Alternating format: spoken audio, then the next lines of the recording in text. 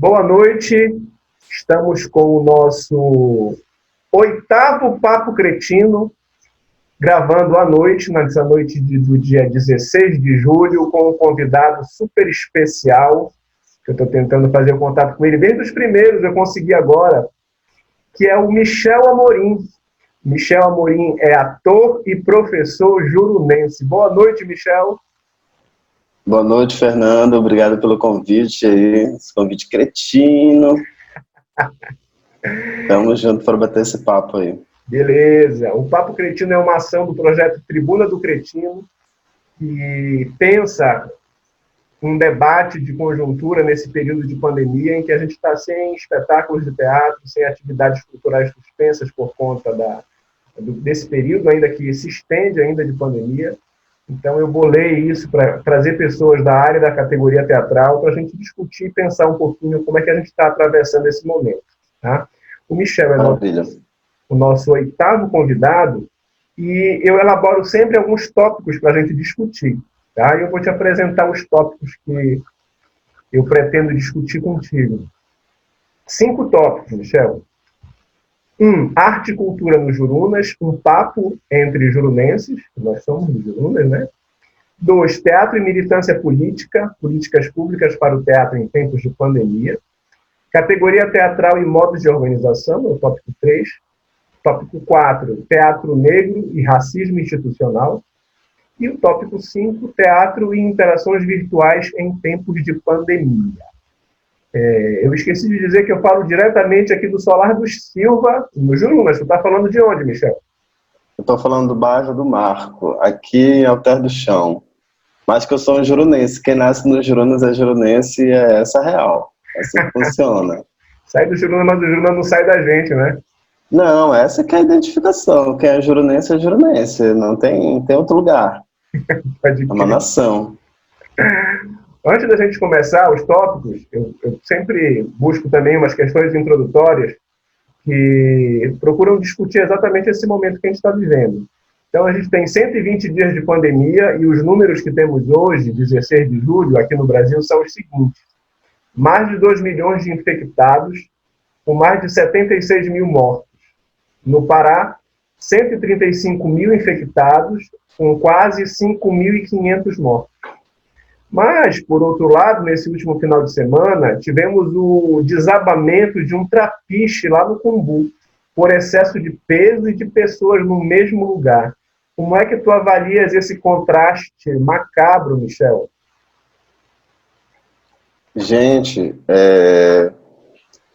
enfim, esse período que a gente está vivendo mexe demais, inevitavelmente, mexe demais com a emoção de todo mundo, com a percepção de todo mundo. Então, o que eu tenho visto são pessoas que estão com a sanidade abalada, e a gente está vendo as pessoas querendo ir para a rua de qualquer jeito, né? Agindo de qualquer forma. E aí eu acho que envolve um monte de coisas, né? Envolve o Estado, né, e principalmente a figura do presidente, o Jair Bolsonaro, em que ele faz com que, com as ações dele, com as práticas dele diárias, ele demove as pessoas da vontade de continuar em casa, de continuar fazendo certo, né? A verdade é essa, com as faltas de políticas públicas que vão fazer com que essas pessoas continuem em casa, que seria o repasse de verba, né, incentivo a minimamente aquecer a economia do país. Aí o que a gente está vendo são atrasos, né, nesses repasses do auxílio emergencial, enfim, tem toda essa situação aí. Agora eu acho que já essa situação de estar ali no trapiche, né, ali acontece de algum tempo para cá, acho que não tem muito tempo, acho que tem mais ou menos quase 2 anos. Sempre teve essa ida para o Cumbu ali, mas de um tempo para cá virou uma febre cult até, né? Tem uma rapaziada cult, tem uma rapaziada também do Brega, enfim, tem muitos bares ali. E falta de solidariedade com o próximo, né? Falta de solidariedade com o próximo. Essa ideia do outro que me afeta, né? Porque eu acho assim que essa compreensão, essa mínima noção e esse senso de coletividade que falta, né? Nesse momento me adoece profundamente, porque eu estou em casa.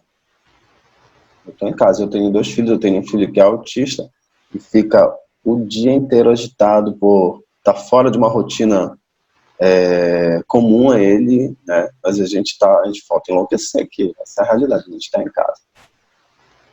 E quais foram os projetos que a pandemia interrompeu, Michel? Projetos de vida e de teatro? Olha,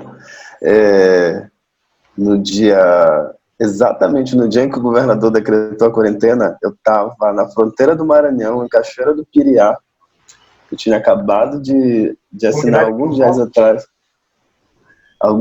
atrás, tinha acabado de assinar um contrato com a SEDUC para ser professor de arte lá no campo, um projeto do campo, dar lá educação no campo, e eu fui mandado de volta, né? Fui mandado de volta porque as aulas tinham sido interrompidas. É um trabalho que eu vou precisar viver na cidade, né? Porque é muito para dentro. São 3 comunidades. Para aquela comunidade quilombola de Cachoeira do Piriá? Não é comunidade quilombola lá, mas eu já ouvi falar dessa comunidade quilombola. Eu fui trabalhar. É uma cidade que, assim, tem uma história, tem um Quintino, né? Você deve conhecer. Tem uma história relevante e eu tô empolgado para me aproximar, assim, né? E eu acho que é um trabalho bacana, que é essa educação do campo, e eu tenho pesquisado alguma coisa a respeito. Eu já tive uma experiência no campo que foi com uma comunidade Waiwai, próximo já do Amazonas. Passei um mês por lá fazendo um trabalho de teatro, para tentar trabalhar o teatro do oprimido lá, mas acabei, diante da realidade, trabalhando outras coisas. Enfim, é uma experiência que me interessa. Legal. Eu tive a oportunidade de trabalhar nessa comunidade de Cachoeira do Piriá, pelo projeto Raízes, da Fundação Curro Velho.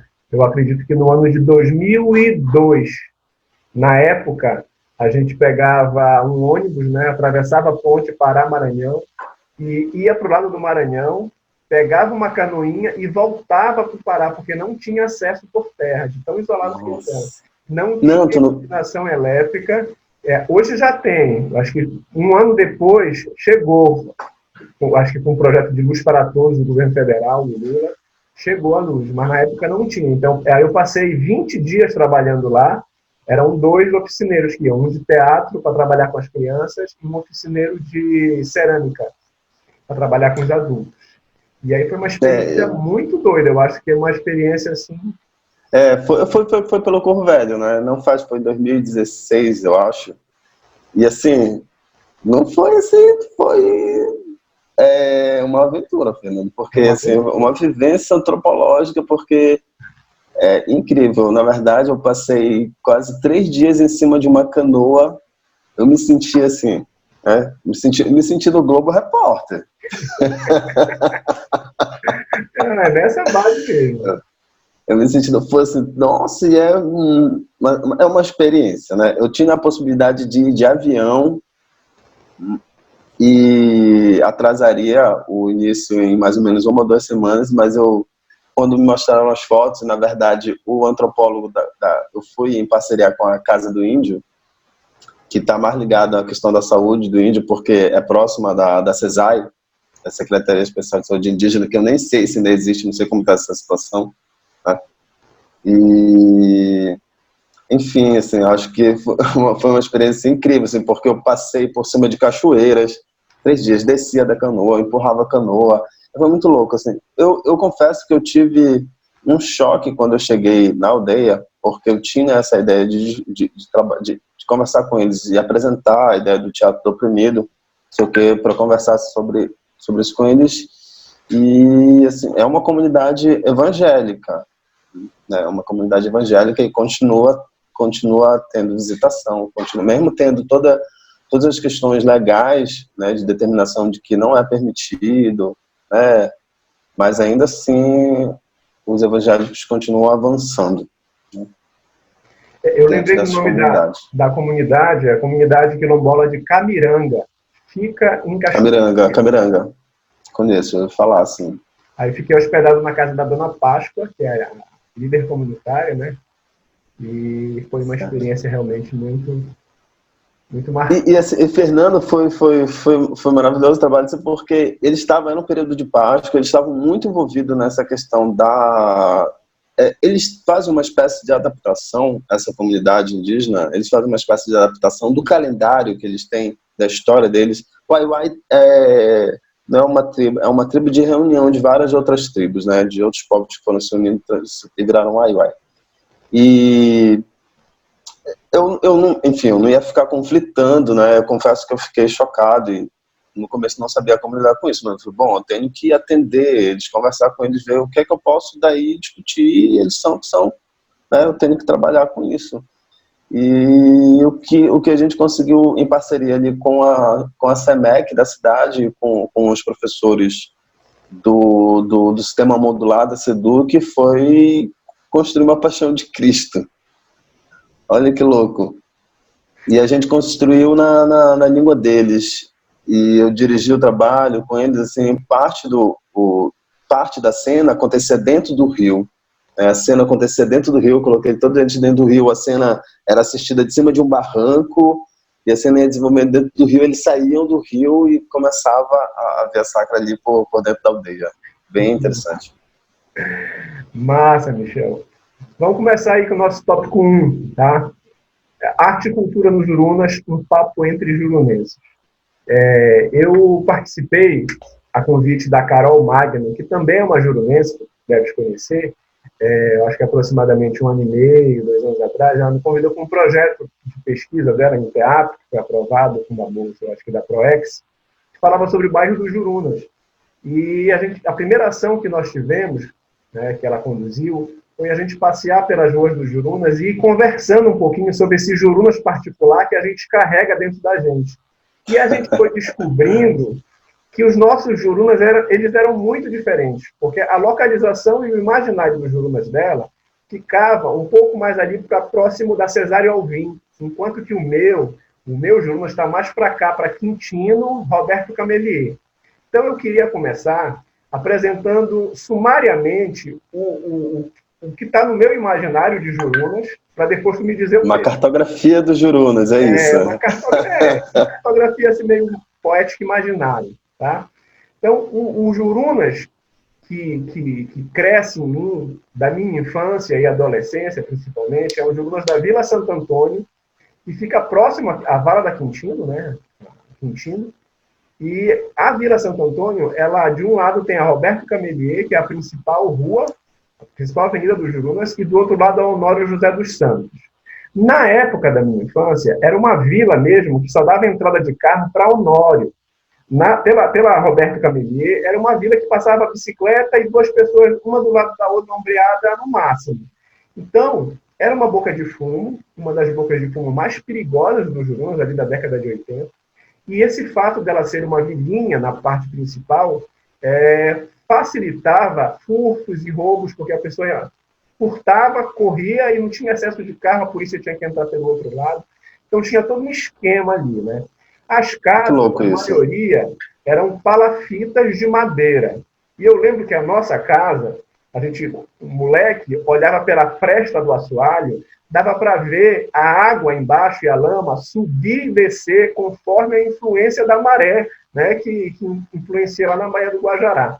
Então, eu lembro disso, lembro de uma rua muito precária, onde o esgoto era recebido a vala a céu aberto recebia o esgoto das casas, né? E eu frequentava ali a Santo Antônio até a Bernardo Saião, indo pela Quintino, porque eu estudei a 1ª a 4ª série no Marlúcio Pacheco Ferreira. Então, fica ali do lado da Telepará, né, que hoje não é mais o Telepará, aquele terreno da Radional, e toda aquela área ali que estava começando a ser loteada e as casas começando a aparecer. Então, esse é o meu primeiro Jurunas que eu te apresento, né, te localizando. Onde é que está o teu? Eu joguei muita bola ali naquela quadra ali do projetão, né? Quando eu fugia, na verdade, eu fugia. O meu Jurunas, ele é a Bernardo Saião, né? Aquela área ali próximo da Feira do Jurunas, né? Da Fernando Guilhom e da Bernardo Saião, eu ainda chamo Estrada Nova, né? Sim. Então, a casa, os meus pais, assim, eu sempre morei no Jurunas. Eu só saí do Jurunas quando eu casei, né? Fui morar em Coraci, mas a vida inteira fui saindo de uma rua para outra no Jurunas. Então, eu gosto muito do bairro, né? Eu gosto. Não tem tédio, morar no Jurunas não tem tédio. Então, a minha vivência, por exemplo, do Jurunas, a imagem que eu tenho do Jurunas também, eu tenho essa imagem que tu fala da fresta da casa, né? E olhar a água embaixo, por morar em Palafita, e a gente morava numa casa, numa área onde foi uma área de ocupação, né? E depois conseguiram legalizar lá através da medida de algum prefeito que eu não lembro qual é. E a casa agora dos meus pais fica muito próximo da beira do rio, né? Então é mais ou menos, sei lá, 200 metros, talvez 300 metros da beira do rio. Então a minha vivência inteira foi próximo do rio, apesar de até hoje não saber nadar. A gente tinha uma vivência ali de criança que era de jogar bola, esconder linhas de pesca, anzol em lugares, em terrenos baldios, que quando chovia a gente ia pegar esse material e corria para a maré para pescar, para viver. Então eu tenho essa vivência. Quando eu penso na minha infância, eu lembro desses Jurunas, assim, né, da maré, de tomar banho na maré, de empinar pipa, e tudo escondido, né? Eu lembro que uma vez a gente foi pego pelo nosso pai, descobrindo que a gente ia pra lá, porque, enfim, os moleques voltavam, tudo, um monte de moleque preto, tudo tuíra, com olho vermelho, com cabelo... Assim, eu lembro que tinha um amigo que era um pouco mais velhinho, então tem sempre aquele amigo que é mais esperto, né? O super safo da galera que vai te meter. E ele teve a brilhante ideia, numa dessas vezes, da gente, não, bora, a gente vai tirar a tuíra. Aí ele tem um negócio de levar uma manteiga, e aí quando a gente saiu da maré, passou manteiga, rapaz, quando a gente apontou na rua assim, no final da rua, era um monte de moleque preto, assim, tudo brilhando de manteiga. E aí eu lembro da gente ter levado uma pisa nesse dia muito grande, cara. Pode crer, Michel. Deixa eu te falar mais uma coisa que eu tenho da infância, que eu não... Assim, a casa dos meus pais fica próximo da casa onde o Veriquete morava, né? Ali na Caripunas. Então, eu tenho uma história de sempre criança passar pelos Jurunas e ver o mestre Veriquete. Já como a gente está falando de Jurunas, dessa arte dos Jurunas, eu acho que o Veriquete é o rei dos Jurunas, né, cara? Eu acho que assim, sempre quando a gente se refere aos Jurunas, sempre vem a imagem do rancho, a imagem do mestre Veriquete. Eu fiz, em 2013 e em 2017, eu ganhei 2 prêmios em 2013 eu ganhei o primeiro prêmio de pesquisa e experimentação do antigo Instituto de Arte do Pará, e fiz um trabalho onde eu pesquisei a vida do mestre Veriquete. Ele tinha falecido não fazia muito tempo, e, enfim, eu fiz um trabalho de campo, entrevistei a dona Cindira, a mulher dele, os filhos dele, né? E a partir dessa pesquisa eu criei um trabalho cênico chamado Vereca. Vereca era o apelido como ele era chamado internamente dentro da casa dele, né? Esse trabalho foi, enfim, ele não teve uma vida longa, ele foi apresentado acho que uma vez só como resultado do trabalho, mas aí participaram desse trabalho o ator e músico Luciano Lira e o Diego Vatos, como músico, assim, foi o desdobramento da pesquisa esse trabalho, assim. Em 2017 eu ganhei outro prêmio da Fundação Cultural, e aí eu quis investir ainda mais nessa pesquisa, né, porque eu queria fazer um outro trabalho, tentar avançar mais na pesquisa, e eu fiz o Bonecos e Tambores. E quando eu fiz esse Bonecos e Tambores, eu retomei uma companhia que a gente tinha criado em 2003, que era a Companhia Lama, e a companhia voltou a ser ativa, né? E aí voltou junto comigo o Rodrigo Etnos e a Carmen Virgulino, né? E a gente conseguiu montar o Bonecos e Tambores. O Bonecos e Tambores tem um gás, enfim, ele está adormecido, mas está aí. E é um trabalho sobre os Jurunas. Eu falo que eu construí esse espetáculo, Fernando, a partir de uma lembrança da infância. eu vou te contar ela, porque ela entrou depois, ela virou cena do espetáculo. Não sei se você já assistiu esse espetáculo nosso. Esse eu vi. E aí, uma vez eu estava passando com meu pai de ônibus, e o meu pai, da janela do ônibus, falou assim: olha, filho, tá vendo aquele ali? E apontou para fora da janela do ônibus e era o mestre Berequete que estava vendendo churrasquinho de gato na Estrada Nova. E aí eu falo, eu lembro dessa, para mim isso é muito fresco, essa lembrança do mestre Berequete vendendo churrasquinho de gato. E isso me tocou profundamente, cara. Como é que um mestre, né, um rei do carimbó, estaria ali naquelas condições, né, aquelas subcondição, cara, porque, enfim, a gente sabe a realidade do bairro do Jurunas, né, um bairro com muitos problemas sociais, né, a maior parte da população é de baixa renda. Então, eu levei muito tempo a compreender essas condições de ser artista, de ser um artista negro, né? Ser um artista como o Berequete era um artista negro, um artista da Amazônia, e um artista jurunense, um artista periférico, né? Então, para mim, é essa lembrança que eu tenho nos Jurunas. Beleza. Agora, expandindo um pouco essas relações mais para a área da sociabilidade dentro do Jurunas, mas ao mesmo tempo ligado a um fazer artístico, né? Eu lembro que o meu primeiro contato, um dos primeiros contatos com fazer artístico no Jurunas foi via escola Marluce Pacheco, marcha do desfile militar, a gente desfilando na Bernardo Saião, e eu levava o nome da escola, ia na camisa de, acho que 3 ou 4 estudantes, era Marluce Pacheco Ferreira, e eu levava a sílaba rei de Ferreira na camisa, e eu me sentia assim, sabe, com um rei na barriga mesmo. Então eu tenho essa memória, e depois, por conta desses problemas exatamente estruturais e sociais, como a gente morava numa boca de fumo, a gente estudava de manhã e a mamãe colocou a gente na FIBESP, nos projetos da FIBESP, para fazer atividades à tarde, para não ficar sozinho em casa, porque ela não queria que a gente tivesse contato com a rua, essas preocupações de mãe da gente não ter a minha mãe tem essa preocupação. Exatamente. Então, fazia atividade na FIBESP à tarde. A FIBESP ficava ali na São Silvestre, esquina com a Tupinambás, onde hoje é uma estação cidadania. E o contato com a FIBESP foi expandindo um pouco os horizontes da minha vivência no Jurunas, porque dia de segunda e quarta a gente tinha jogar bola no Imperial, quadra do Imperial. Então eu lembro que a gente ia caminhando pelas ruas do Jurunas com as tias, né? A gente ia dentro de uma corda que eles amarravam, e uma molecada para jogar bola. E dia de quinta era no São Domingos. Então, são 2 lugares de referência da produção também, né? De produção de manifestações culturais aqui do Jurunas. Aí eu queria saber contigo, qual foi o teu primeiro contato desse fazer artístico no Jurunas? Nossa, eu acho que a relação que eu tenho acho que tem uma coisa muito forte no Jurunas, para além do rancho, né? O rancho envolve muita coisa, foi a quadrilha, né? As quadrilhas são muito fortes no Jurunas, né? É uma cultura muito forte e envolve muita gente, envolve muita coisa e demanda meses, e é uma produção louca, assim, e é gente que dança muito, velho. Não é gente que dança pouco, né? Por exemplo, o rancho tem uma prática, eu não lembro agora, não recordo, é Sedução, o nome da quadrilha deles. Sedução Ranchista. Eu te conto o nome dessa quadrilha.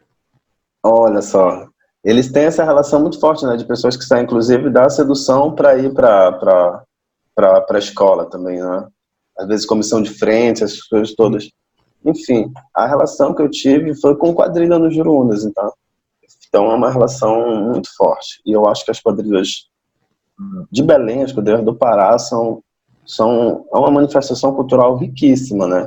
E assim, tem também, eu lembro desse contato com o boi, tinha também aquela grande festa no Jurunas, que era o Pai Reginaldo. Ah, sim.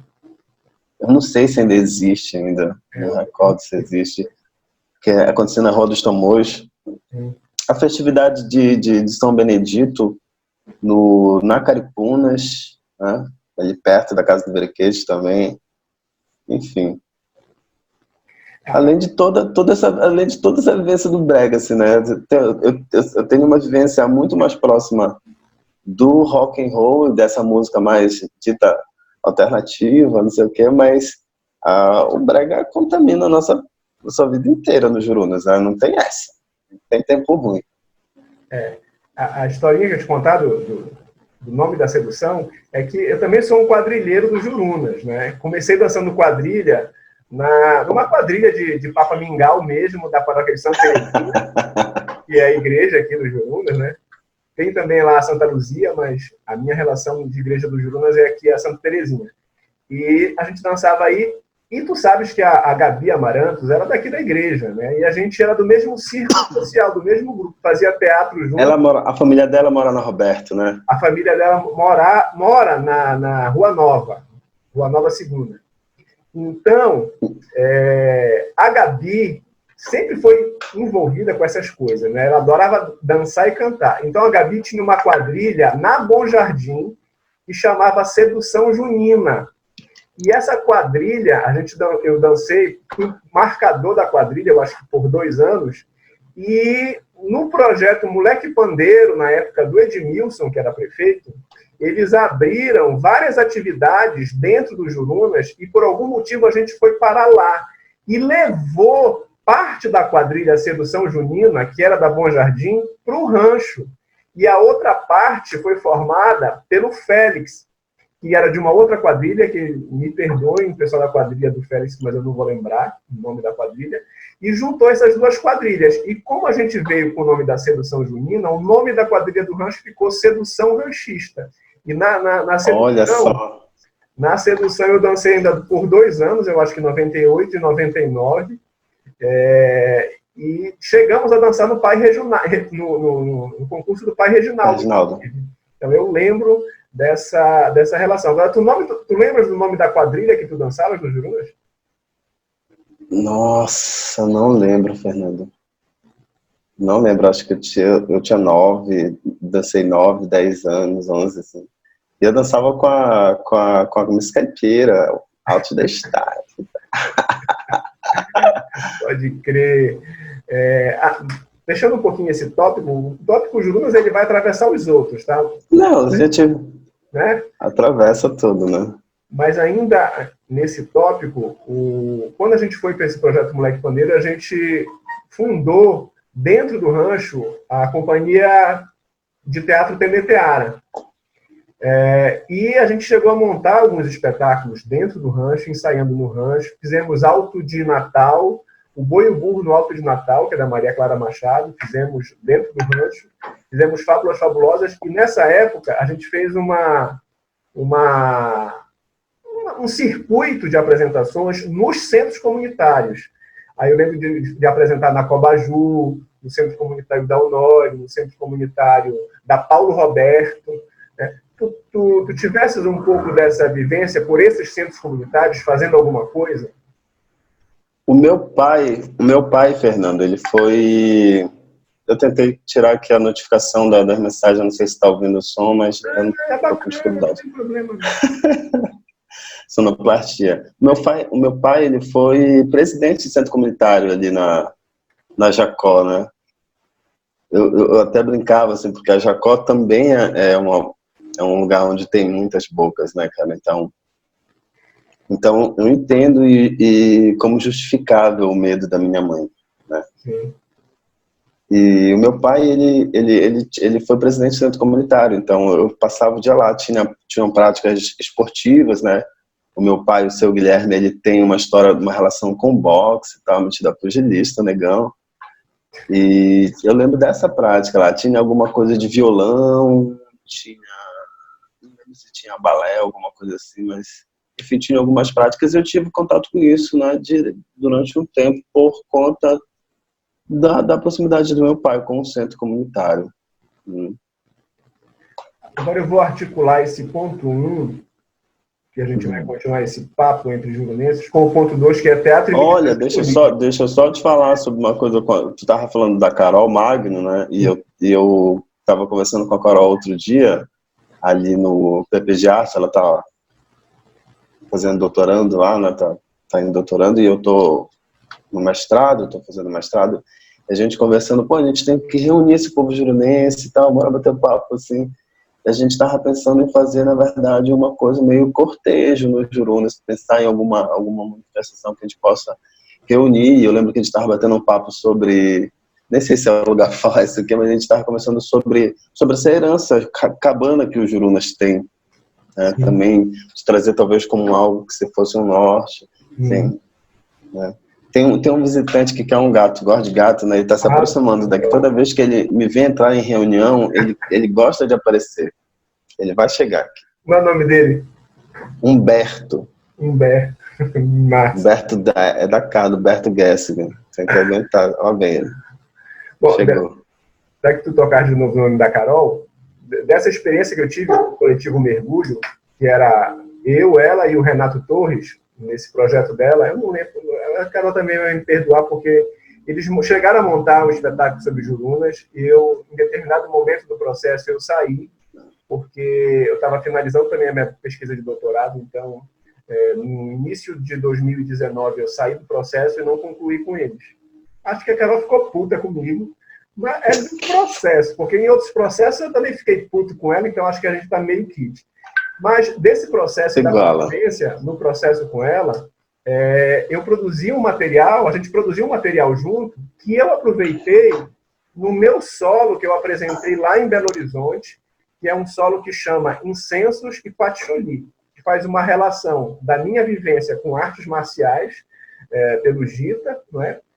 Então, os incensos vêm da Índia, né? E o patchouli do Pará, que é exatamente a minha vivência no Jurunas. Então, eu tenho esse solo, ele tem aproximadamente 25 a 30 minutos, e é fruto dessa pesquisa junto com a Carol. E acho super massa quando tem esse tipo de conversa, que vamos pensar alguma coisa para o bairro, porque eu acho que eu acho que eu devo muito para o bairro, né? Eu também tenho essa sensação. Então, eu acho que tem esse sentimento para essas coisas, sim, Michel. Eu acho que a gente precisa afinar, né, e pensar em alguma coisa que é uma coisa meio dessa cara de rua que você está falando de cortejo, né? Eu acho que é uma boa, né? Beleza. Um alto do setor. Mas...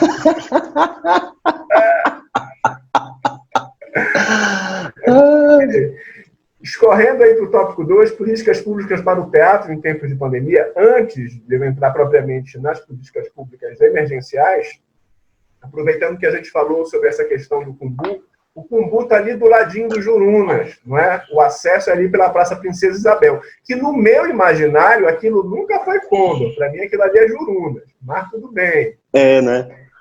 E... Agora o pessoal da Condor que me perdoe, pô, Condor é um barro assim, meio sem personalidade, o pessoal de Jurunas encara, né? Porque não é cremação e nem Jurunas, meu irmão. Não é?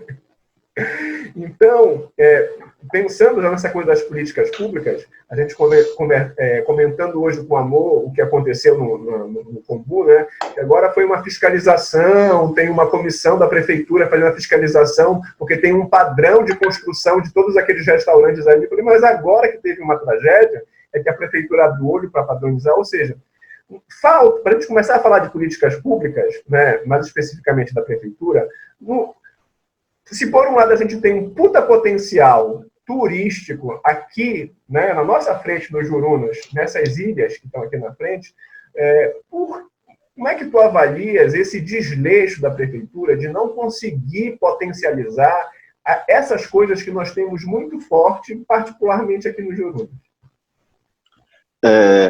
Fernando, eu não sei se tu já foste em Manaus, mas eu acho que tem uma primeira coisa, para além que muda o paradigma, é a mentalidade de pensar como uma cidade para receber os outros. E Belém não tem isso nem de longe. Não tem isso nem de longe, né? A gente vê... Eu pelo menos acho que as pessoas, de forma geral, atendem muito mal na cidade, assim, né? Restaurantes, de forma geral, atendem muito mal. E, pô, Manaus...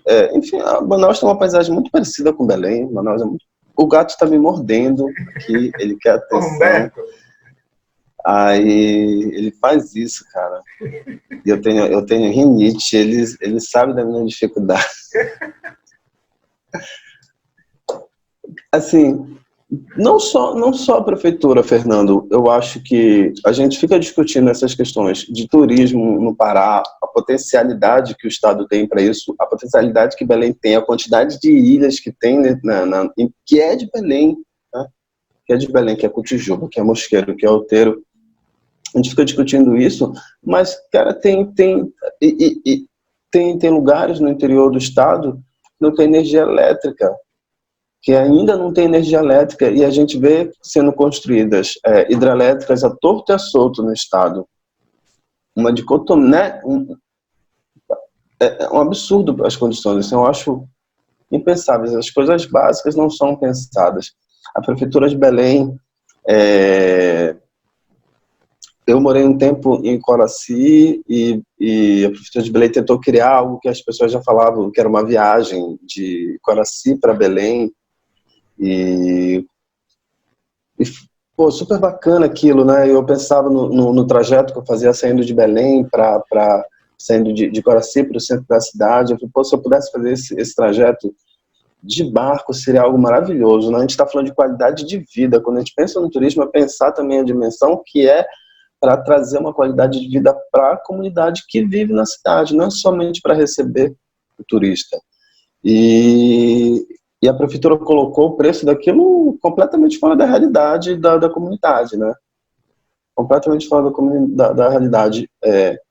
O prefeito anda escondido, a gente não sabe do prefeito. O Zenaldo não só aparece quando ele bem entende. É um prefeito completamente apagado, sem dúvida nenhuma. O pior prefeito que a cidade teve, ele conseguiu a proeza de ser pior do que o prefeito do Silmar, mas ainda assim foi reeleito, né?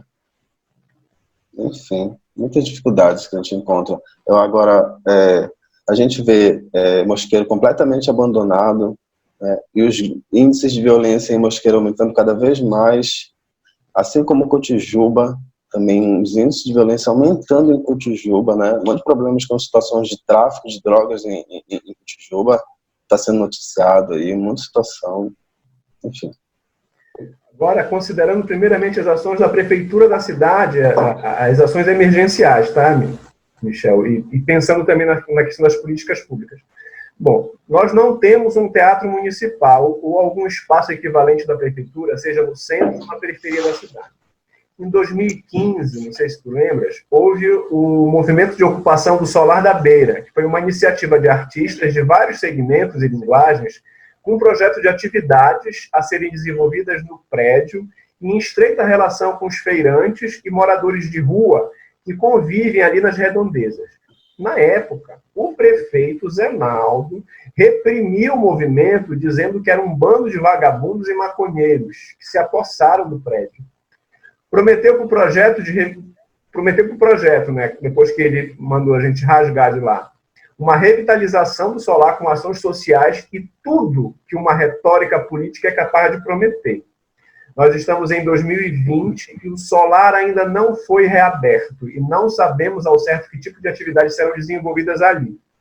O Sistema Municipal de Cultura, instituído pela Lei Valmir Bispo, foi elaborado e constituído pela mobilização popular, foi descaracterizado pelo mesmo prefeitinho Zenaldo no ato de sua sanção e que hoje não garante nem ações de fomento e nem editais regulares para a categoria teatral. Aí eu te pergunto, qual é a tua avaliação da Funbel nessa conjuntura antes e durante a pandemia?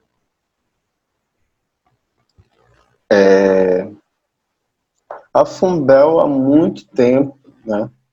Primeiro a gente viu que teve o prédio antigo da Funbel, que era ali na Cidade Velha, ser abandonado, sem explicação nenhuma, e ficou sem espaço físico durante muito tempo, e parece que foi feito de forma intencional, né? Essa ideia dela não ter um espaço próprio, né, durante muito tempo, e a gente não sabia quem recorrer, para quem, onde a gente vai, quem atende, não sei o quê. Eu lembro de perguntar para as pessoas, alguém sabe onde está a Funbel? Ninguém sabia onde estava a Funbel, e até que depois ela se deslocou para o Memorial dos Povos, que inclusive há pouco tempo atrás teve problemas lá de infraestrutura, de teto que caiu, de parede, alguma coisa lá que caiu, desabou, foi noticiado isso aí.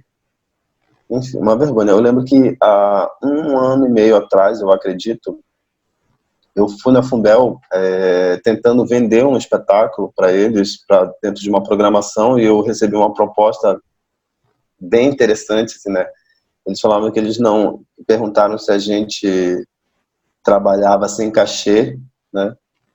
Eu acho esse tipo de proposta super interessante. Às vezes tem um problema com pia aqui, que atrapalha a gente com banheiro, umas coisas assim. Aí eu tenho o seu João, que é pedreiro, às vezes dou um toque para ele, mando um áudio e tal, no zap. Pô, seu João, tem uma coisa super bacana aqui pro senhor, tal. O senhor tá trabalhando sem cachê e tal, como é que é e tal. Pô, olha, tem uma parede aqui, seu João, uma parada, o senhor vai poder mostrar seu serviço, vai lhe dar nome, vai trazer currículo pro senhor, uma coisa garantida. Posso postar foto, fazer aquela divulgação no Insta, né? Vai trazer um renome pro senhor aí. Foi esse caminho, essa proposta que eu recebi da Fumbel, assim, né? Tratando a gente com total falta de respeito, assim. Era essa a proposta. Ou seja, é uma proposta cara de pau, né? Assim, querendo que a gente se apresentasse sem dinheiro. E a Fumbel criou um edital de músicos, o nome que era para música, eu não lembro o nome do edital exatamente agora, Fernando, acho que tem 1 ano e pouco esse edital, foi logo depois que eu passei por lá, e eu resolvi escrever esse projeto dentro desse edital. Esse edital foi aprovado um monte de coisa dentro desse edital, né? Era uma espécie de banco de dados. O que eu acho que está acontecendo, né? Eu não vou aqui falar algumas coisas, porque, enfim, eu posso estar sendo leviano e tal, mas o que parece que tem uma prática aí que a gente precisa observar, Fernando, que tanto a Prefeitura quanto a Secult e a Fundação Cultural estão criando essas espécies de editais que são de criação de banco de dados. E aí o que acontece? Mesmo a gente vê programação da Prefeitura e da Secretaria de Cultura do Estado, ou de outro, enfim, não quero ser injusta sem falar qualquer coisa, mas enfim, me parece às vezes que eles estão criando um mecanismo para ter respaldo diante de alguns nomes que estarão dentro da programação deles, porque pouca gente que eu conheço que foi aprovado nesses editais, que estão dentro desse banco de dados deles, não são chamados. Eu vejo editais completamente descompromissados e completamente desconectados da realidade da cidade. Acho que a gente tem, enfim, a gente já está há 3 meses em pandemia aí, 3 meses em quarentena, e a Fumbel lançou um edital até agora, né, um edital que atendeu poucas pessoas e com um valor bem pequeno. Embala, né? Na rede, né? Embalando a rede Embalando a rede. Embalando a rede, é isso. Enfim, um edital bem capenga, cheio de problemas. Enfim. Agora, tu tocaste aí na Secult, né, falando na esfera estadual, né? Eu queria pensar e problematizar contigo esses 18 meses de gestão da Secult, tendo à frente a secretária de Cultura, Úrsula Vidal, e a Fundação Cultural do Pará tendo o presidente João Augusto Marques. Considerando o primeiro período antes da pandemia, como é que tu avalias as propostas que já foram colocadas em prática por essas secretarias de Estado? Aí eu cito algumas. O Festival de Teatro Nilza Maria, as oficinas realizadas ou não pela Fundação Curro Velho, os editais de pesquisa da Casa das Artes e a Feira do Livro. Olha, esse edital Nilza Maria vai entrar pela história, porque foi o primeiro que eles conseguiram antecipar, né, a data do edital, e deu um monte de problema, um monte de gente que estava para se inscrever não se inscreveu, porque eles conseguiram antecipar, já tinham recebido um número de inscritos, eles anteciparam a data do edital, o cronograma, e sofreram muitas críticas por isso, disseram que eles fizeram da forma certa, mas o que eu vi foi que eles não divulgaram de forma ampla, né, teve esse problema da comunicação, e aí parece que isso, é tudo bem, né? A gente errou na comunicação e tal, ninguém vem lá, faz uma notinha de esclarecimento, coisa nenhuma. As oficinas do Curro Velho, eu sou instrutor das oficinas do Curro Velho, e ano passado eu acho que tiveram 3 módulos durante o ano inteiro, né? Eu acho que a gente deu uma oficina de uma semana, eu dei uma oficina de uma semana com a Carmen Virgulino e o Armando Mendonça no IAP, pela fundação, enfim, não chegou nada no interior, até onde eu sei, não sei como é que está toda essa situação aí, enfim, mas está tudo muito capenga. Eu acho que a Fundação Cultural e a Secult, a gente está passando por um momento que eu acho que a gente só viveu, assim, acho que no início do governo da Ana Júlia, né? Eu lembro que no início do governo da Ana Júlia, a Fundação Cultural ficou esvaziada de oficinas, assim, né? Mas eu acho que depois de um tempo até teve uma melhora, enfim, mas foi um governo com um monte de problemas, o governo da Ana Júlia, né? De problemas muito graves, e principalmente voltados à cultura, que é um povo que apoia demais o Partido dos Trabalhadores, e, né, não atenderam a classe artística e a classe da cultura. E assim, o que eu acho que é o seguinte, a Secult está desde o início da gestão do Helder, tá na frente e a Ursula Vidal na frente, está propondo algumas escutas, tal, eles estão fazendo essa história de ouvir os artistas, mas o que eu percebo é que logo depois de alguns editais lançados e depois dessa escuta, é que os editais são completamente desconectados com o que foi dito ali na reunião, com o que foi colocado nos encontros.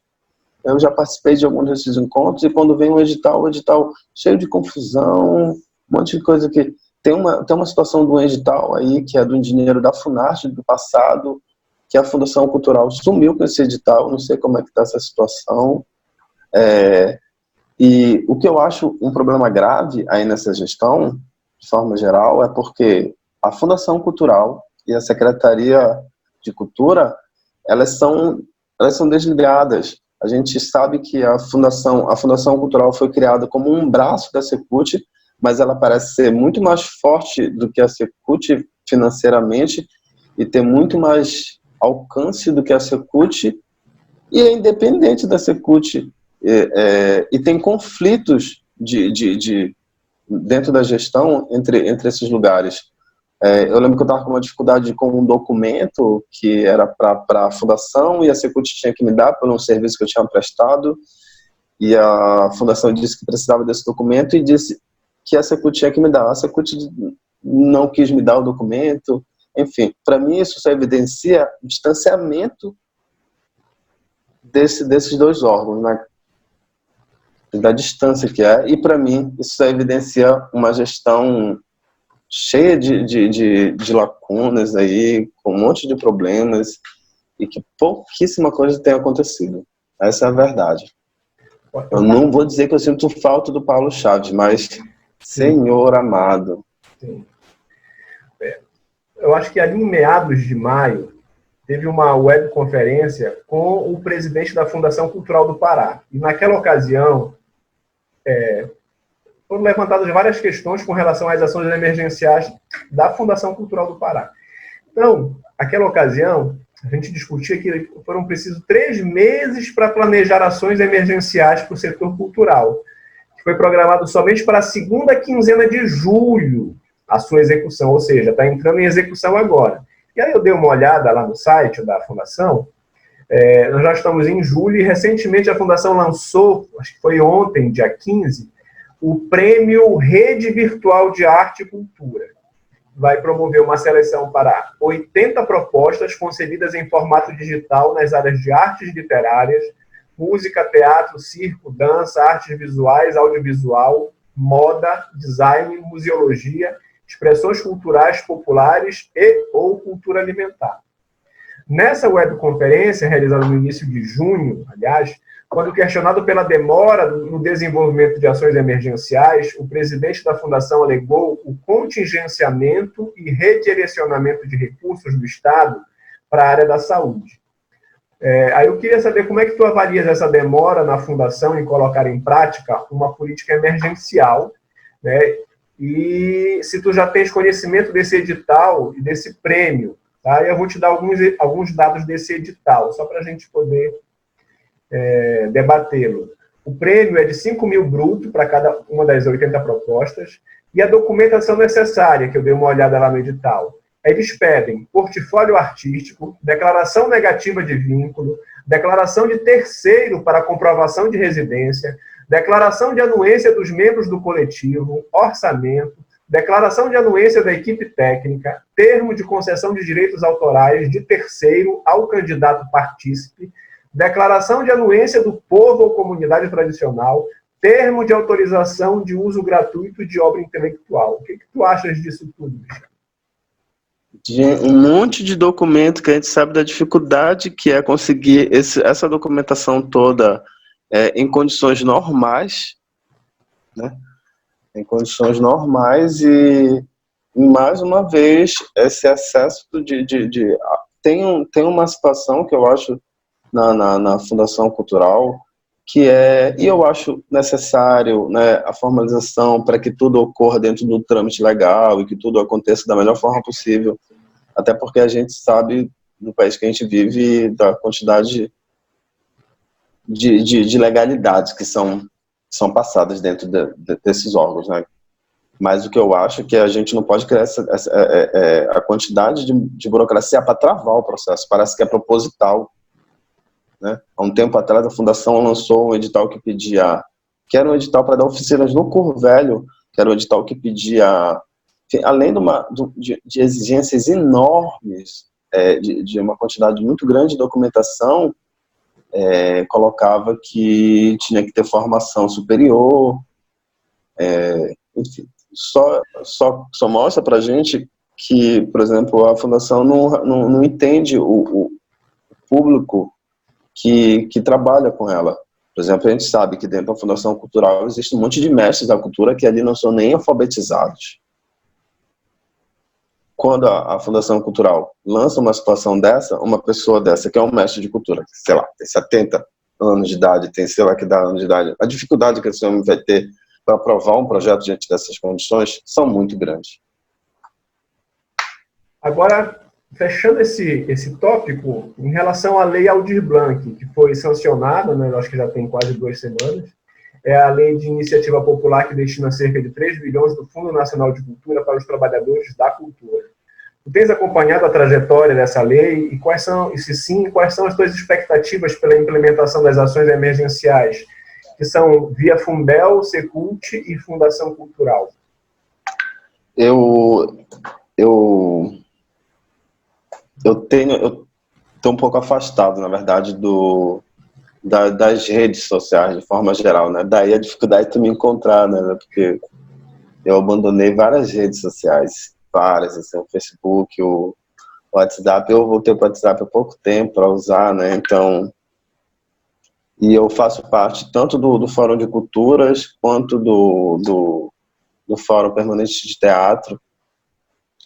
E eu estou começando a acompanhar, na verdade, a discussão agora da lei, na verdade, né? Eu não...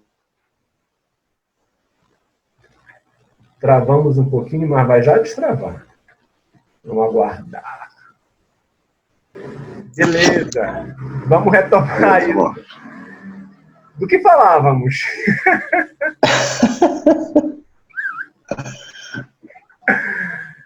Falávamos dos editais.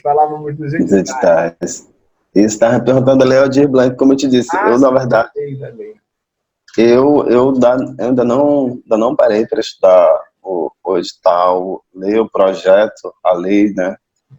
Ainda não me debrucei sobre isso. Tenho acompanhado agora as discussões no fórum, tenho visto a corrida das pessoas em debater isso dentro do Fórum de Culturas e Fórum de Teatro, mas é o que ainda não domino. Beleza. Mas já que tu falaste do fórum, vamos correr aí para o terceiro tópico, que é categoria teatral e modos de organização. Tu participas do Fórum Livre Permanente de Teatro e eu acompanho as ações do fórum também há bastante tempo. Mas acho que tu tens uma participação mais efetiva do que eu, por exemplo, nos encontros ou conferências estaduais de teatro que já foram promovidos pelo fórum. Me conta um pouco sobre esses momentos e como tu avalias o envolvimento da categoria teatral com o fórum nas demandas diretamente ligadas às políticas públicas para o teatro na cidade e no estado. Olha, Fernando, eu acompanho o fórum há muito tempo já, né? Às vezes me aproximo, às vezes me afasto, e eu acho que infelizmente, o fórum ele tem esse fluxo e refluxo, sabe? dependendo da situação, às vezes eu percebo que o fórum fica apático diante de muitas situações, e eu, quando eu falo fórum, eu faço parte disso. A gente realizou uma programação, acho que foi em 2019, 2018, um encontro municipal que teve. Participaram alguns grupos. O que a gente percebe no fórum, a grande participação do fórum do tipo de teatro, as pessoas que participam. Chegou um ser humano aqui que não dormiu ainda. Deixa rolar, deixa rolar. Que é o chamado teatro de grupo, né, Fernando? São essas pessoas que se aproximam mais, né, do fórum. A gente não vê, por exemplo, pessoas, a gente vê um número, sei lá, acho que tem umas 2 pessoas que são desse teatro chamado mais de teatro comercial, né? Não são. E eu acho que a gente, desse tipo de teatro, às vezes a gente fica dentro de guetos. Eu acho que o fórum tem que fazer esse exercício de tentar aglutinar mais gente, aglutinar mais pessoas. A gente sabe que a cidade tem um histórico de federações que tem um nome uma imagem bem conturbada diante da classe artística. A gente sabe de federações que trabalham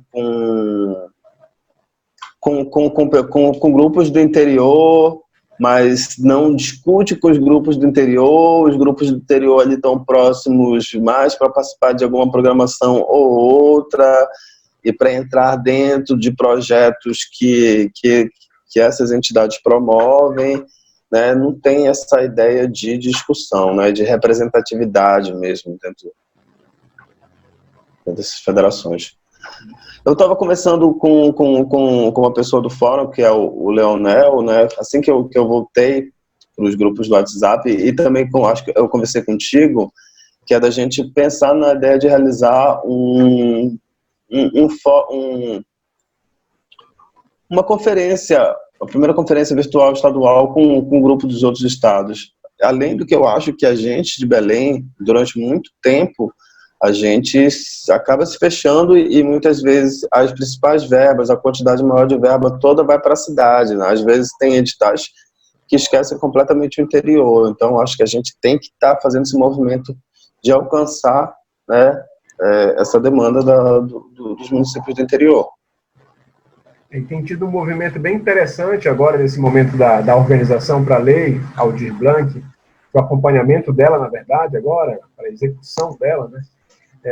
Entrou bastante gente lá no grupo do WhatsApp do fórum, tem gente lá de Santarém, Bujaru, Garrafão do Norte com a Jeane, e quase todo dia tem alguém pedindo para adicionar alguém do grupo do interior. Acho que tem um movimento, né, que eu acho que o Léo, quando eu conversei com ele aqui no Papo Cretino, destacou que é importante que esse movimento não fique só para esse momento de emergência cultural, mas que a gente consiga sair desse momento fortalecido para um enfrentamento que precisa ter o tempo inteiro, né? Porque, Fernando, o que eu acho que acontece é que eu vejo que a gente se aproxima quando aparecem editais ou quando aparecem algumas situações assim, que alguns grupos estão com dificuldade, alguns artistas estão com dificuldade. A necessidade, é óbvio, né?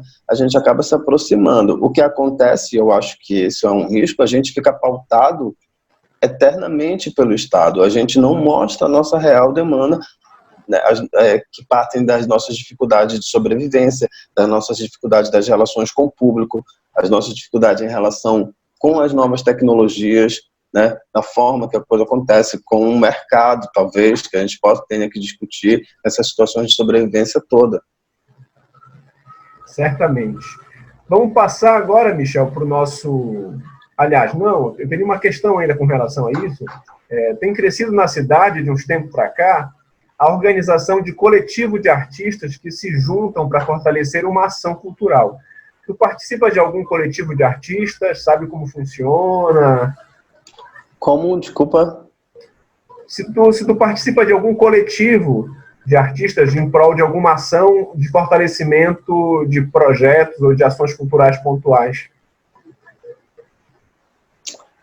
Eu faço parte da Companhia Lama, né, que é um grupo, na verdade, e eu acho que eu já passei por alguns coletivos, né, às vezes eu tô próximo ali do pessoal do Casarão, que reúne muita gente ali, que reúne muito artistas, né, a gente produziu recentemente o Mucuyu, que é um espetáculo de uma pesquisa que foi feita dentro de terreiro, e o Bonecos e Tambores a gente também construiu lá. Então a gente tem essa relação de utilização do espaço, de manutenção também desse espaço, né? Às vezes com grana, direta com grana, às vezes com uma apresentação lá dentro de uma programação dele, onde eles arrecadam grana para manutenção do espaço, né? E de fortalecimento do espaço. É o coletivo que eu estou mais próximo, assim, eu acho que é o Casarão do Boneco, né? É um espaço que eu sempre fui muito próximo. Eu integrei o coletivo também de animadores de caixas, que é um coletivo aberto que também fazes parte, que é um grupo que eu acho que está adormecido, né? Acho que pelo caráter que esse coletivo tem, né, por ser um coletivo mais aberto, mais tranquilo, assim, acho que ele ainda não morreu, acho que ele só está adormecido. O coletivo, eu vou falar por mim agora, né? Mas eu acho que é um pouco também o que vivenciou o Aníbal. As pesquisas acadêmicas consomem muito a gente, né? Então, eu encerrei uma pesquisa de doutorado agora no final de 2019, de 4 anos, que são 4 anos que eu não produzi nada de teatro de caixa, né? Parei de fazer apresentação, parei de ir para a rua, parei, né? As caixas estão aqui, e nesse período agora eu tirei algumas, fiz uns vídeos, mas... Eu vi, a Carla me mostrou alguns vídeos teus. Pois é, mas... Olha, deixa eu te falar uma coisa dessas caixas, rápido, desculpa eu te cortar. Vou falar. Como não tinha mais espaço em casa, algumas caixas foram para casa da minha mãe, né, cara? Foi empurrando algumas. Aí, cara, assim, não tem mais espaço para caixa. Esse cara fica amontoando um monte de caixa grande, mala, não sei o que. Aí teve um dia que rolou o dia de Shiva, meu irmão. Destruição do velho para que venha o novo. Assim, eu peguei, assim, nossa, uma sensação de libertação também, cara. Assim, eu peguei, quebrei tudo, assim, destruir tudo, assim, dá uma sensação de medo também, de pavor, assim, porra, e agora, né, cara, destruir os espetáculos, não sei o quê. Esperar que venha de novo agora. Eu acho que mesmo se passou com o Aníbal também, na época da pesquisa dele do mestrado, né, que foi um momento que ele também precisou se dedicar ao trabalho dele, embora a pesquisa dele atravesse a discussão da linguagem do teatro de caixa. É impressionante como essas pesquisas acadêmicas, aí eu novamente estou falando por mim, ela me consome e me tira de uma realidade que eu gosto de estar, que é discutir teatro na cidade, discutir essas relações. O debate, a discussão da pesquisa acadêmica é uma outra demanda, é um outro pensamento, sabe, que às vezes me angustia bastante. É uma outra esfera, né? É uma outra esfera que eu acho que a prática em si, ela fica, às vezes, num segundo plano. É claro que a gente sabe que tem linhas diferentes, né? Que são linhas que estão ligadas mais à poética. Mas, enfim, para ti e para o Aníbal, que estão ligados ainda à sala de aula, né? Consome completamente. E já que a gente está falando de pesquisa acadêmica e institucional, vamos para o penúltimo tópico, que é teatro negro e racismo institucional. Bom, nós sabemos que o racismo institucional é uma realidade no Brasil, que vem de longa data, desde o processo histórico da nossa colonização portuguesa. As instituições de ensino refletem esse racismo sob vários aspectos e talvez um dos principais seja a formação docente fundada sobre uma epistemologia eurocêntrica que promove o apagamento de qualquer forma de pensamento que não seja constituído pela estrutura lógica e teorética grega. A epistemologia das artes também não escapa desse modus operandi. E a escola de teatro e dança da UFPA não foge a essa regra. Então eu te pergunto, como é que tu... Tem uma historinha aí. Uma historinha? Então me conta essa historinha e me diz como é que tu conviveste com o racismo institucional da EPEDUFPA na tua formação na licenciatura em teatro. Ela é um pouco antes, Fernanda. Essa história era um pouco antes. Eu acho que a escola de teatro foi para aquele prédio ali no bairro do Marezal, em 2004, se não estiver enganado. E eu cheguei no curso técnico em 2005. E durante eu estar lá nesse período, foi criado, eu fiquei de 2005 a 2006, né, duração de 2 anos de curso técnico, e eu lembro que durante esse período eu participei de um coletivo que foi formado, tinha alguns artistas, a Alessandra Nogueira, que é dos Palhaços Trovadores, o João Paulo, que é uma pessoa aí da Terra Firme, a Welita Macedo, deixa eu ver se eu consigo lembrar o nome de todo esse povo. Enfim, não lembro de toda a negada que fazia parte. Mas porque a Lei 10.639 acabava de ser implementada e as discussões estavam muito recentes. E nesse período, a professora Lúcia Uchoa era diretora da escola, né? Lúcia Uchoa, figura negra e tal. E ela tinha essa ideia, e ela, enfim, chamou a Alessandra, chamou a gente para conversar, bora montar um grupo de teatro de performance negra aqui na escola. E tal. Pô, a gente achou maravilhosa ideia, e tá, fomos à frente com essa ideia, né? E quando isso começou, já começou a rolar, começou a acontecer falas que falavam assim, não, mas por que sou negro, né? Porque sou negro, porque todo mundo, não, eu também sou preto e tal, não sei o que, mas tem que ser um grupo, porque o que aconteceu é que esse grupo seria o grupo da escola de teatro como existe hoje, né? Que GTU. Os GTU. Universitário. Grupo de teatro universitário. Esse grupo de performance negra seria esse grupo, e aí foi o que aconteceu. A gente conseguiu realizar uma performance, não lembro o nome da performance, foi dirigida inclusive pela Alessandra Nogueira. Apresentamos no espaço da escola, dentro de uma programação lá, só que esse grupo começou a sofrer muitas retaliações, e essas discussões, esse burburinho todo, chegou até o conselho. A situação ficou de tal forma que teve que ir para o conselho da escola de teatro, e o que aconteceu foi que o conselho votou pela extinção do grupo. Gente, que absurdo. Eu não sabia. Você sabia disso, Fernando? Pois é, você é professor um tempo depois, né? Isso aconteceu, cara. Isso aconteceu. E eu lembro disso, assim, eu lembro, inclusive, dos professores, nossos colegas e tal, alguns colegas que votaram a favor da extinção do grupo, sim, né? Eu já tive esse papo uma outra vez com um antigo com o professor já falecido, o Arthur Leandro, e eu falei para ele, pô, não sabia que isso acontecido. Isso aconteceu, né? As pessoas esquecem disso, as pessoas fazem conta que isso não acontece. É verdade que era um momento diferente, Essas discussões, eu acho, ainda estavam de políticas afirmativas, essas discussões ainda não eram recentes. Eu lembro que logo depois disso, eu fiz o Império de São Benedito, dirigido pela Karine Jans, que discutia também essa questão racial, essa questão da herança negra, né? E eu lembro dessas discussões serem muito recentes. O espetáculo terminava com uma discussão e tal. Para mim, então, eu penso que, quando tu me fala sobre essa ideia do racismo institucional, Fernando, o professor Silvio Almeida, ele fala que o racismo institucional, ele faz parte do racismo estrutural, né? Ele é parte do racismo, até porque ele entende que todo racismo é estrutural. Então, esse racismo institucional, o que acontece? Que esse racismo institucional, ele vai refletir a sociedade, e a sociedade, ela é racismo, né? Logo, agora tem uma situação que eu acho que é a seguinte, a gente fala assim, não, mas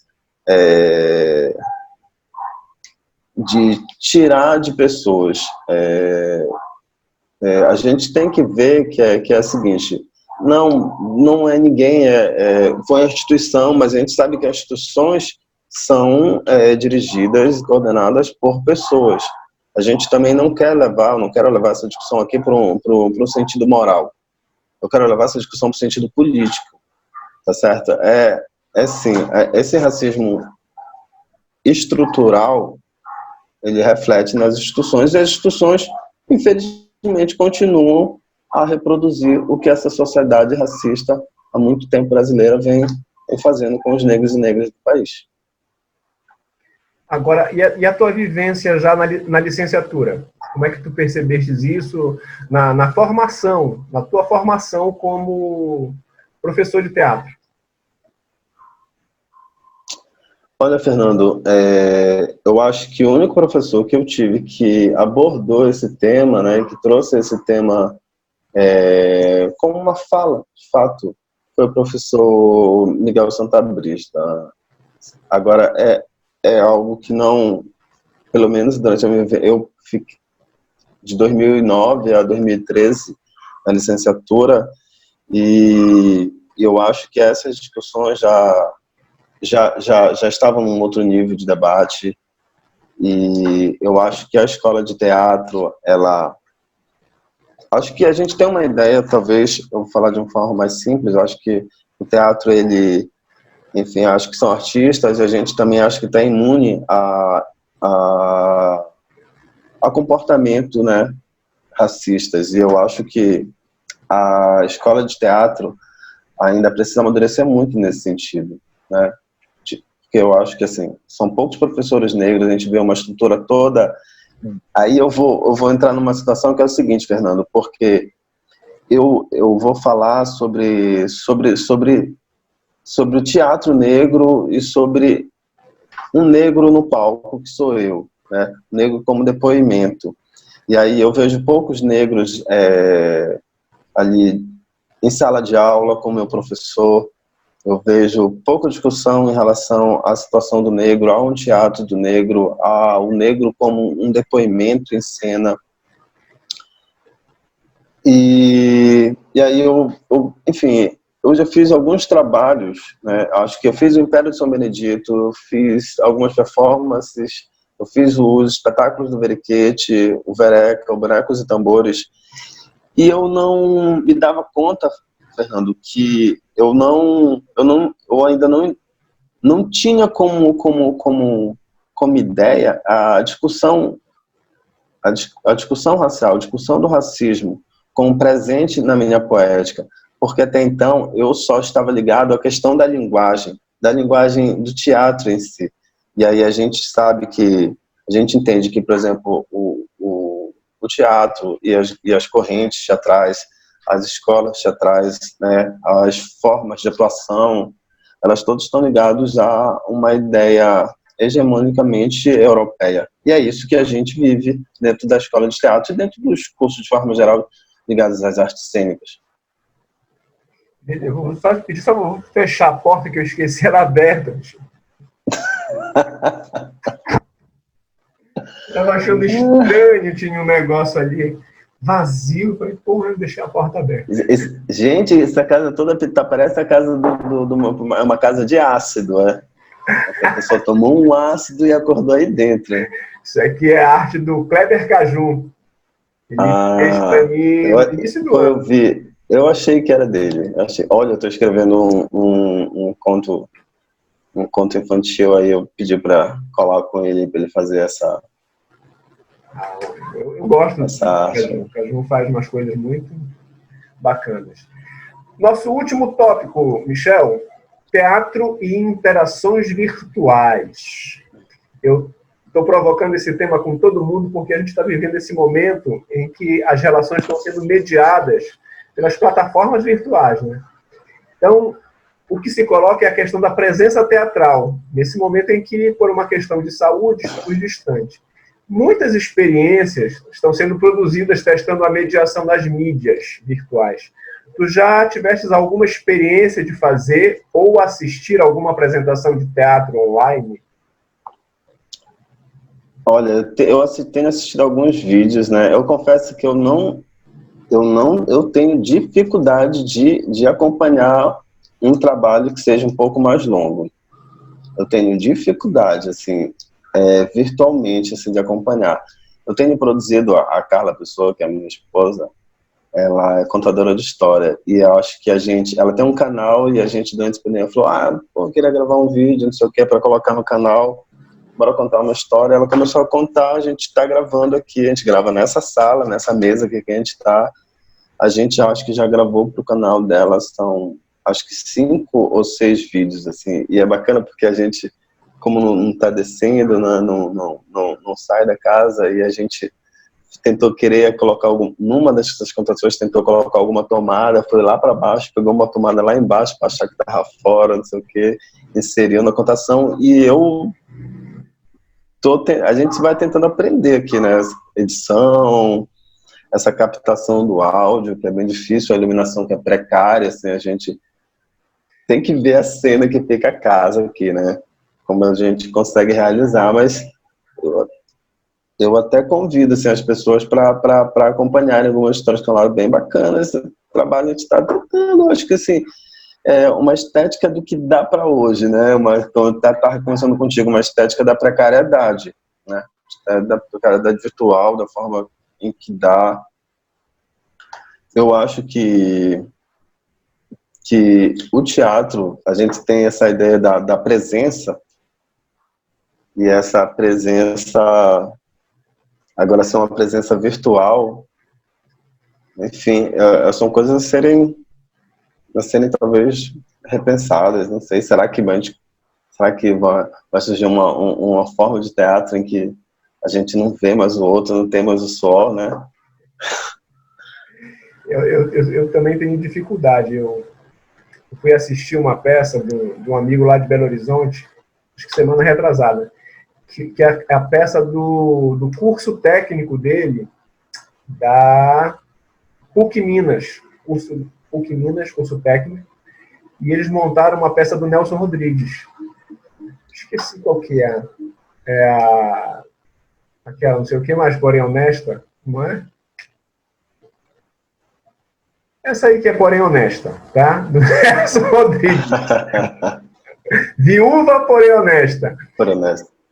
E aí me mandaram o link, né? Claro que a peça ela é gravada, mas eles mandam o link e a partir de determinado horário tu vai começar a assistir no Facebook.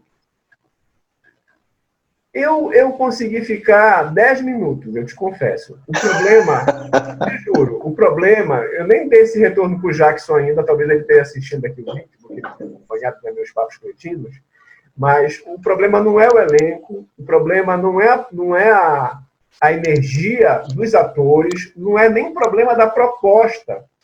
O problema é mesmo da recepção, né? Porque é um outro tipo de recepção, a tela ela te proporciona outro tipo de recepção, porque tu está num ambiente que tem outros barulhos, tu não está ali focado para aquilo, não é? Então, é uma outra relação mesmo. E então eu tenho não é porque a sensação que eu tenho é, por exemplo, ver um filme em casa, ver um filme na TV, ver um filme no computador, é a experiência, né, cara? Agora, ir na sala de cinema, ver até a poltrona, tudo escuro, o som que vem de trás. Assim, o teatro, ver ali perceber a vibração do ator, aquela sensação toda, a gente, e assim, tem um sentido aí para mim que é um sentido primitivo também, sabe? Essa ideia primitiva ali de estar ali na frente do outro e ver o outro. Eu acho que a gente já está saturado dessas relações virtuais. É claro que a gente tem que entender que a gente está numa situação completamente atípica, mas eu acho que eu tenho acompanhado alguns depoimentos sobre, inclusive, gente que assiste de forma coletiva virtualmente as coisas, né, que acompanham tudo virtualmente, fala, não, isso aqui é maravilhoso, é melhor do que presencial. Para mim, isso já é uma sociedade indo na contramão do que, pelo menos, eu entendo, né? Que eu acho que a gente é coletivo, cara. A gente está no mundo para ser coletivo. Essas relações virtuais, tudo bem que pode ter verdade, pode ter uma verdade ali, e eu acredito que até tem, mas o que a gente precisa é de contato. Dessas relações virtuais, acho que a gente já está bem saturado. Eu li hoje um artigo do Dário Uzan, não sei se a pronúncia do nome do rapaz é esse. O título do artigo é O Teatro Apressado do E Agora, José? E nesse artigo tem uma passagem que eu selecionei para a gente pensar junto, que ele diz o seguinte: nesse frenesi de querer a todo custo se reinventar durante a pandemia, o detalhe principal é que o teatro não cabe nos limites de um smartphone, tampouco de uma imponente Smart TV. Só no teatro ao vivo há espaço para os tamanhos imensos da fantasia e do imaginário do mundo. Tu concordas com eles? Ou seja, o teatro cabe no smartphone, Michel? Tem uma experiência, estou tentando recordar o nome agora, de um cara que fez uma espécie de instalação em que não tem ator, né? Acho que isso foi apresentado em São Paulo, que não tem ator. As coisas se movem, o palco se move, existe uma maquinaria ali toda e as pessoas dizem que tem a impressão de que tem uma presença ali. Eu sou muito mais próximo do teatro como ideia de coletividade. Eu acho que o teatro, ele ainda existe, né, e resiste a todos esses anos, porque eles nos coloca em contato direto com com o outro, né? Essa ideia de coletividade, do outro, da presença, né, do convívio. E aí eu acho que, para mim, o teatro é o nós. A gente está no mundo pelo outro também, né? A gente está no mundo por mim e pelo outro. Sem isso, não faz sentido. Com certeza. Para a gente ir finalizando, eu vou voltar ao tema dos jurunas, mais especificamente. Aí eu lembrei de uma coisa que nas pesquisas com a Carol também, lendo aquele livro da Carmen Isabel, Vem do Bairro dos Jurunas. Vem do Bairro dos Jurunas. Isso. Tem um dado ali que me veio na cabeça agora, que é o seguinte: o Honório José dos Santos, ele era um cidadão que tinha uma gráfica, algo tipo uma tipologia da época, e que ele fazia anúncios de compra e venda de escravos. E aí eu te pergunto, tu não achas que há um momento em que a gente precisa pensar dentro desse bairro, que também é de sua maioria preta, negra, né? Começar a pensar esses marcos históricos que precisam ser repensados, tal como o nome dessa rua, Honório José dos Santos, que traz essa marca de um período muito duro e escroto mesmo para a população negra? Eu acho que a gente tem acompanhado aí esses cidadãos de bem estão criticando esse vandalismo a alguns monumentos, e são monumentos de pessoas que foram senhorios, né, que tiveram um monte de escravos, que tiveram, enfim, que são pessoas historicamente tiveram do lado bem ruim da história. Eu acho que a história a gente conta todo dia. Acho que a gente tem... porque eu estou pensando na implicação dessa questão de contar a história e modificar o nome de uma rua. Modifica a história, mas eu acho que a gente está aqui para ressignificar a nossa história também. Eu acho que ficar insistindo numa história onde nós fomos derrotados e a gente ainda ficar glorificando os vencedores é sem sentido. A gente está no mundo para recontar nossa história. Massa. Eu tenho aproximadamente 40 anos vivendo no Jurunas. Por alguns momentos, eu saí do Jurunas, e num dos momentos que eu saí do Jurunas, curiosamente, eu também fui morar em Quaraci. Morei 1 ano em Quaraci. E depois voltei para o Jurunas. E depois, em alguns períodos menores de tempo, eu também fiquei fora do Jurunas. A primeira coisa que eu senti, longe do Jurunas, é o barulho. O barulho, né, cara? O barulho é um marco, assim, para mim, do Jurunas, a ponto de me irritar profundamente.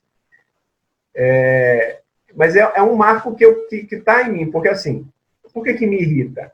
Porque na Santo Antônio, na Vila Santo Antônio, nós tínhamos vários vizinhos, e como a gente, assim, a mamãe é professora e o papai faz tudo, né? O papai vivia de bico, então o papai não tinha emprego. Então, a nossa situação financeira era uma situação financeira bem difícil mesmo. E a gente não tinha aparelho de som em casa. Por outro lado, os vizinhos na frente tinham uma aparelhagem, o vizinho todo do lado tem som, todo mundo tinha. Então, eu passei a minha infância e minha adolescência não conseguindo selecionar o que eu conseguia ouvir. Então, eu lembro que o meu primeiro Walkman eu só tive depois que eu comecei e também, uma outra coisa que eu lembrei, eu comecei a trabalhar também muito cedo, porque a mamãe me colocou para vender picolé, dizendo, não, tu vais vender picolé lá na Radional, eu criança ainda ali, por volta de 10 anos, que é para começar a ter as tuas coisinhas. E eu adorava, achava bacana isso. E vendi o picolé, comecei a juntar minha grana, e o meu primeiro Walkman eu só fui ter quando eu tinha 17 anos, já estudando no ensino médio. Foi quando eu consegui me dar o direito de escolher a música que eu queria. Então, isso foi uma agressão muito grande que o Jurunas me deu, por essa configuração. Então, quando eu saí a primeira vez, a primeira coisa que eu disse, nossa, que silêncio. E é um silêncio assim, meio que de alívio, sabe? Cara, muito então, eu te pergunto, na tua experiência de morar fora do Jurunas, qual foi a primeira coisa que te soltou assim, a tua percepção? Antes de eu morar em Coraci, eu lembro que eu tinha um amigo, o Paulo André, não vejo ele há um tempo, ele morava no bairro do Reduto. Então, o bairro do Reduto parece só fantasma na cidade, assim, né? Nas ruas, assim. Então, eu costumava ir no final de semana, assim, para casa dele, às vezes, no sábado, então não tem movimento mesmo, assim. Eu chegava assim, parece que eu tirava um tampão do ouvido e fazia assim, porque o Jurunas é barulhento, cara, é muita onda, assim, e essa disputa que os vizinhos têm, também na minha rua fazem isso, né, de colocar a caixa de som, e não é a caixa de som para o ser humano escutar, é a caixa de som para ele disputar com o vizinho. Então ele pega a caixa de som, o meu pai, ele vira a caixa de som para fora da rua, e o meu pai, esse Guilherme, ele é uma figura. Agora que ele parou com essa doidice dele, mas ele tinha uma história de pegar a caixa de som, colocar a caixa de som lá fora, colocar um microfone na caixa de som, meu irmão. Aí, bicho, o negão gaiato ficava lá na rua, com o microfone na rua, tomando uma cerveja, passar aqui, ó, passar a vizinha na rua aqui, passar a vizinha na rua, ele chapado, que, fala, Dona Maria, Dona Graça aí, passando aí, Dona Graça, passando aí, rolando, desregalando, Cara, porque mas também não tem tédio, né, velho? Mas é muita onda, porque também eu percebo ali na rua da mamãe que é muito barulho.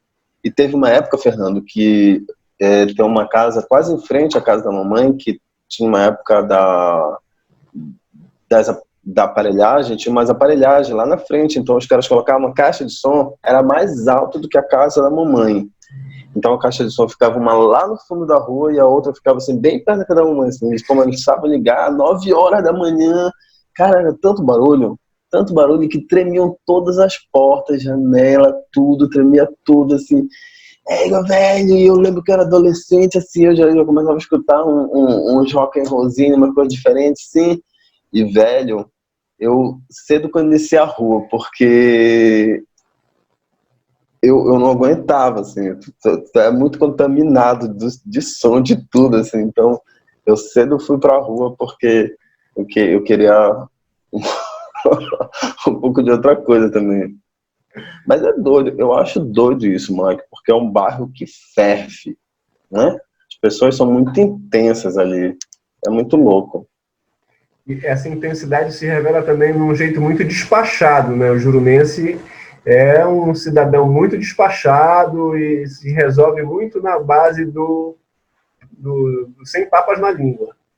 Cara, não sei se na casa da tua mãe era assim, mas lá na casa da minha mãe, parece que as casas, assim, da rua inteira, parece que são casas coletivas. Porque todo mundo entra e sai a qualquer momento, sem formalidade nenhuma, entra, sai, tu viu fulano, não entra, sai, vai embora da casa, né? outra forma de convívio, velho. No caso da nossa, não tinha muito isso, mas era de certa forma coletiva, porque como as casas eram todas de madeira, dava para ouvir toda a porrada que estava rolando na casa do lado, na casa da frente. Porra, quando a casa é de madeira, né? A gente escuta todo o fátio. Passa tudo. Era ótimo. Eu tenho uma história que a gente morava na Rua dos Tambores, Fernando. E aí tinha um vizinho que era maranhense, tinha o seu Roxo e a Dona Conce ali, né? Tinha os filhos dele que eram meus amigos. O seu Roxo tomava uma cachaça, mas é todo dia, meu irmão. E aí seu Roxo varava a porra e todo dia era a mesma briga, o mesmo texto, cara. Era o mesmo texto, ficava impressionado como esse cara decora, porra, o mesmo texto todo dia. Aí seu Roxo varava bêbado, Dona Conce falava pra ele com o sotaque maranhense: ô seu Roxo, seu filho de uma égua, seu desgraçado, já tava nessa tua rua tomando essa tuas pingas com essa tuas putas. Amanhã tu vai ver, seu filho de uma égua, tu vem aqui, eu vou cortar tuas pícolas. E aí a gente ficava esperando a resposta. A resposta era assim: corta não, mulher. Dá uma cena isso, Michel. Cara, isso era criança, velho. Sei lá, devia ter 7, 8 anos de idade, não esqueço. Foi muito louco.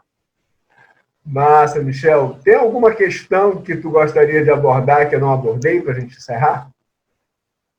Acho que não, tá tranquilo. Muito bacana, Paulo. Pra mim é sempre bacana falar dos Jurunas. Eu sempre falo muito dos Jurunas para as pessoas. Eu acho bacana falar do bairro. Eu acho importante ter a identificação com o lugar onde você nasceu, o lugar onde você vive, né? Ele conta a tua história, de certa forma, e conta a história dos próximos, dos teus também. É isso. Eu lembro de falar alguma coisa que eu acabei esquecendo. Beleza, Michel, eu te agradeço. Valeu pelo papo. Muito prazeroso conversar sobre esse bairro que a gente ama e odeia, e que são sentimentos conflitantes mesmo, mas que no fundo é um bairro que formou a gente, né? Com todos os seus problemas, com todas as suas mazelas, e eu acho que é exatamente por isso que a gente tem eu pelo menos tenho um carinho pelo bairro e procuro me reaproximar de uma maneira cada vez mais responsável, tentando dar um retorno, né, esse bairro que me formou como cidadão. Então, eu te agradeço. Pois é, vamos colar nessa ideia, a gente conversa com a Carol sobre essa ideia de pensar numa cena e um cortejo pro Juruna. Eu acho que... Beleza, se ela já estiver mansa comigo, rola. Falou, Michel, merda pra nós, Boé. É nóis, valeu, tamo junto. Falou. Valeu.